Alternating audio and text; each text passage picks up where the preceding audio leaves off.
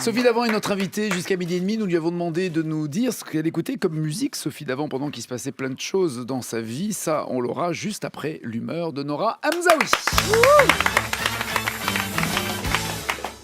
Oui, alors moi c'était juste pour vous dire que j'ai trouvé pire que l'expression ça va comme un lundi. Alors je sais pas si vous avez une idée de. Bon, on l'a beaucoup entendu dernièrement. Je vous le fais. Ça va, Maurice? Oui, parce que j'ai beaucoup d'amis octogénaires aussi. Ah, écoute, ça va chaudement. Voilà. Alors ça va chaudement. C'est une expression dégueulasse en fait. Hein, moi je trouve parce qu'en 2 secondes, alors que t'avais juste voulu essayer d'être poli, enfin voilà, ça te fout un cafard monstrueux. Ça te renvoie des images de pieds rouges, de mauvaise circulation sanguine, de transpi, d'aisselle, des corps moites dilatés par la chaleur, enfin bon bref, un enfer. Après le vrai problème c'est que les gens ont une fascination pour la canicule, donc forcément ils aiment bien le placer comme ça en direct, en début de conversation. Là si j'étais hyper lourde je dirais pour donner la température. Oui pardon, je passe vraiment beaucoup trop de temps avec mes amis du bridge, excusez-moi. Mais je veux dire par là que au-delà de ça va chaudement, la semaine dernière tu demandais à n'importe qui comment il allait, il te répondait ça va mais il fait chaud hein.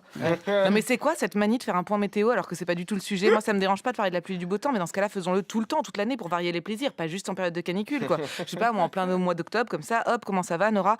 Ah bah ça va, le ciel est dégagé, on est dans les normales saisonnières, ça va.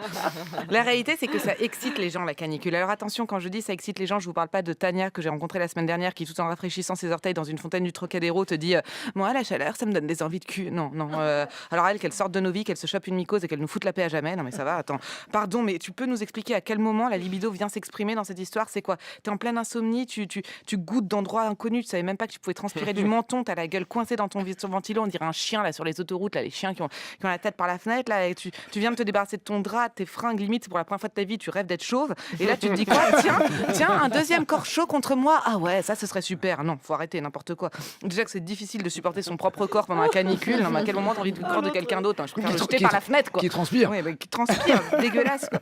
Non, moi je parle pas de cette excitation-là, je parle de l'excitation des chiffres, les gens qui adorent les chiffres. Tu sais, vous n'avez pas rencontré la semaine dernière qui était là, c'était la nuit la plus chaude depuis 1879. Ok, belle anecdote, et on est supposé poursuivre la conversation, on fait semblant d'être intéressé, on peut passer à autre chose maintenant.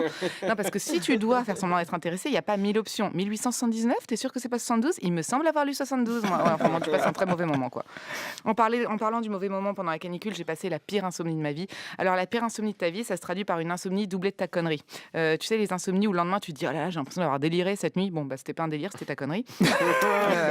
Bref, j'étais dans cet état-là, étalée comme une baleine échouée sur mon lit, à me mouiller les lèvres, puis à expirer avec mon nez juste pour avoir un petit vent frais. Quand je me suis dit, mais d'ailleurs, mais chacun ses méthodes. Tu fais tes propres courants d'air sur ta moustache. Ah bah chacun, ouais. Voilà. Et très radiophonique ce que tu viens de dire, merci. Oui, excusez-moi, mais j'ai expliqué juste avant. Bon bref, j'étais en train de faire ça, voilà, parce qu'à un moment ça, tu vois, ça va de ce bon bref. Un éventail avec ses mains. Merci. Quand tout à coup je me dis, mais d'ailleurs, ça vient d'où ce nom canicule? Et alors, vous allez me dire qu'est-ce que ça peut me foutre? Aucune idée, mais là il est 4h05, il fait 32 degrés, il y a pas de vent, je le vis hyper mal. Je me dis la moindre des choses, c'est que je connaisse quand même l'étymologie de ce putain de mot qui est coupable. Alors j'allume mon ordi, je file sur Google, puis Wikipédia, canicule du latin petite chienne. Alors je ne vois pas le rapport, enfin à moins que les latins aient côtoyé ma pote Tania, vraiment je ne vois pas. Non, ça rend con la canicule.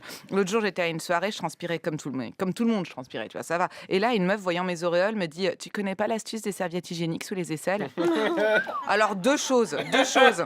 Il fait 40 degrés, je préfère avoir une auréole géante, être une auréole géante que me rajouter de la moindre couche de plus, et surtout si c'est littéralement une couche. 2, si je comptais cacher mes complexes avec ce genre d'astuce, ça fait longtemps que je me baladerais dans la rue avec un rouleau de PQ autour de la tête. Donc c'est sûr, qu'est-ce que vous voulez que je vous dise? Non mais chacun ses soucis, c'est n'importe quoi.